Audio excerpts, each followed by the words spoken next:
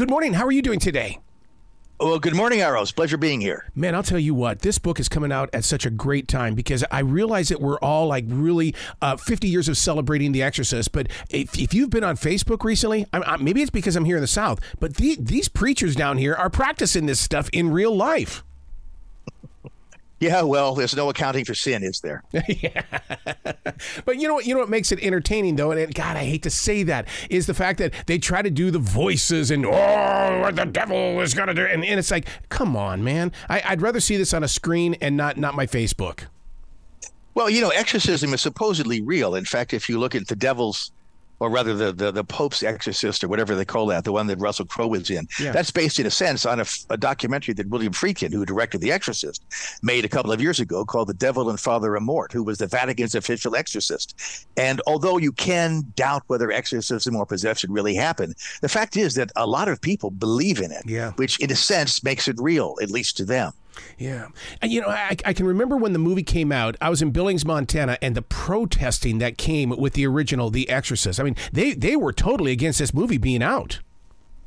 I don't understand that because it's essentially a commercial for the Catholic Church. The church didn't mind it because it was reinforcing. But I'll tell you something that happened. I was a junior publicist in Boston handling the film for Warner Brothers and for the theater chain.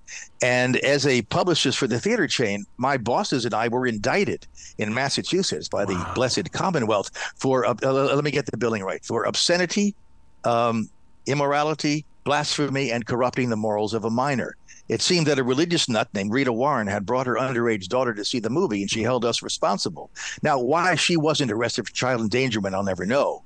But two interesting things happened. One, William Friedkin called me and offered moral support while the case was going on, and that led to my half-century friendship with William Friedkin.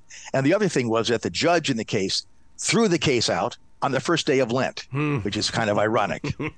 But it shows that some people were disturbed by the film, and some of them still are, because it reaches into the soul. Yeah. It isn't a movie where Freddy Krueger or somebody is slashing people. My stock expression is that when you're seeing a horror film in a theater, Freddy or Jason or the Frankenstein monster or the Wolfman or the Mummy, you go home and they're still in the theater. Right. But by the time you get home, Satan could be under the bed waiting for you. Dude, I've had that same nightmare my entire dang life because of this movie. Because I won't walk into an empty room without light. Oh, you got to lay off the sauce, kid. Really. Well, yeah. See, the fear of the dark is one of mankind's oldest. I mean, even before we were walking on 2 feet, fears. Mm-hmm, mm-hmm. So when you were putting this book together, were you visited? Do you feel the spirits? I mean, look at what happened with Poltergeist. People say that every one of those actors went through something with that. Oh, bananas. There was no curse of The Exorcist. Listen, look, okay, the set burned down. Okay, people died. Okay, there was a large statue of Pazuzu that went missing in Singapore for some reason. Things happened, but no, there's no curse on The Exorcist. The only curse on The Exorcist is some of the sequels and prequels didn't do any business. That's the curse. Now, what's great about this book, The Exorcist Legacy, 50 Years of Fear, is the fact that we now have something physical in our hands. We can take our time and read these pages and get the heck out of Assumption. Well, I tried to be as accurate as possible. Some people changed their stories over the years, but having written the biography of William Friedkin back in 1990, which is called Hurricane Billy, which you'll have to get in a used bookstore, I had a lot of information when the film was a hit, but before it became a classic. And so I have, I think, a different perspective than anybody else writing about The Exorcist and its prequels and sequels today. Now, is this all based on an exorcism in 1949? Because, I really tried to do some research on when did this stuff really start happening. You're going to find one single article that appeared in the Washington Post in 1949 about a boy in Cottage City, Maryland. Now, I'm from Silver Spring, which is a rifle shot away from Cottage City, and I don't remember that, but it was. Supposedly, a boy was freed of possession by priests. William Peter Blatty, who was then a student at Georgetown University, saw that article and stored it away in his mind until years later, after he finished a career as a highly successful Hollywood screenwriter, to write a book about it. And he did a lot of research and talked to priests. He did have the advantage of Jesuit education and the Jesuit scholars at Georgetown to help him and lead him in the right direction. And he put together the book of The Exorcist. But there was, yes, a supposed possession. I don't believe it. There was a wonderful scholar, a kind of a detective scholar named Mark Upsasnik, who has done groundbreaking research in the original possession, uncovered the name of the kid who was supposedly possessed. And we kind of agree that it might have been a contrivance on the part of the church to get publicity, but it certainly did spark people's faith. And it certainly got people talking about the existence of the devil and the existence of God and the proof of both of them, which is perhaps a good thing. Yeah, this coming fall, we're gonna get another Exorcist. I mean, I can't believe this, but people are really getting fired up about this, saying, "Yeah, I gotta have it. I've got to find out what the continuation of the story is going to be." Well, it became a franchise, not that anybody who made the first two films wanted it to be, but David Gordon Green, who was so gracious in giving me an interview for the book at a time a year and a half ago when he wasn't allowed to talk about it, that I think it's got a chance. I hope it works. It's opening October 13th from Universal, Blumhouse, and Morgan Creek. And the other two in the series are going to be on Peacock Network. I sound like a shill for it. I'm not. I haven't seen the films. But I certainly hope they're good, and I certainly hope they continue the legacy. I don't have a calendar in front of me. You said October 13th. Is that a Friday the 13th? You're darn right it is.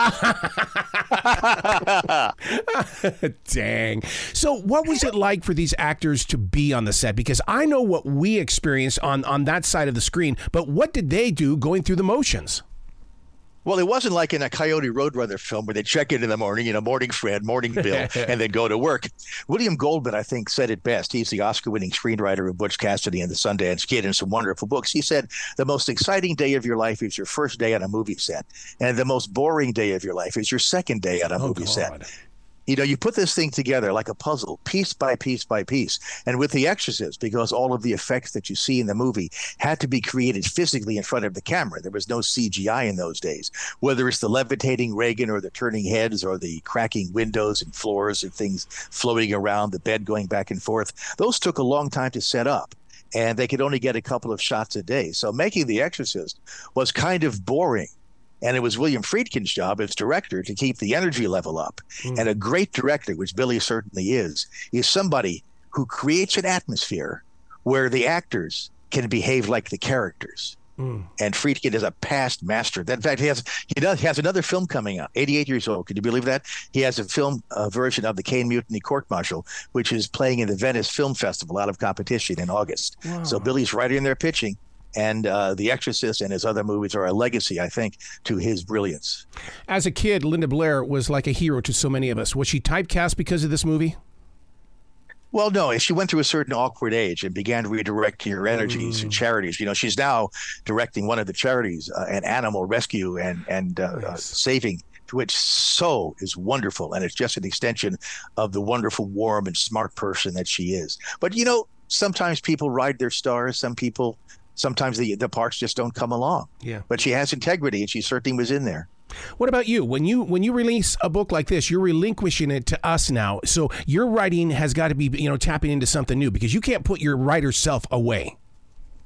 I write about what I want to write about. Nice. And in this case, The Exorcist Legacy is kind of my exorcism. After 50 years of living with his film, it's a cheap shot, I know, but it's the truth. I can finally now close the book by having written the book.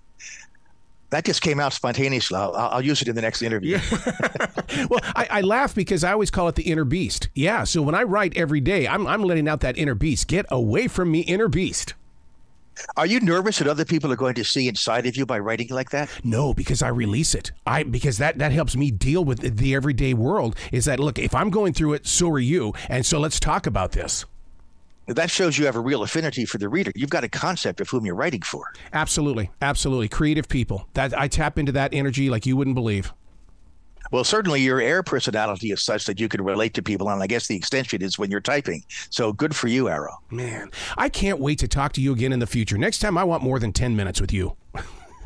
Well, I'm sure you meant that in the proper way, and I have another book coming. Well, I have another book coming out next month about Otto Preminger versus Hollywood censors, and then in October, I have one coming out from Kensington Citadel, who also do The Exorcist Legacy. It's about Scarface. 40-year anniversary. It's called A Century of Scarface, and it talks about the 1932 Howard Hawks version and the 1983 Brian De Palma version. And Stephen Bauer, who plays Manny, who is Al Pacino's friend in the film, was a main person in getting this book together. So I'm looking forward to talking about that. If you guys want to keep on in touch with iHeart, I'm sure we can work it out. Absolutely. Will you be brilliant today, okay?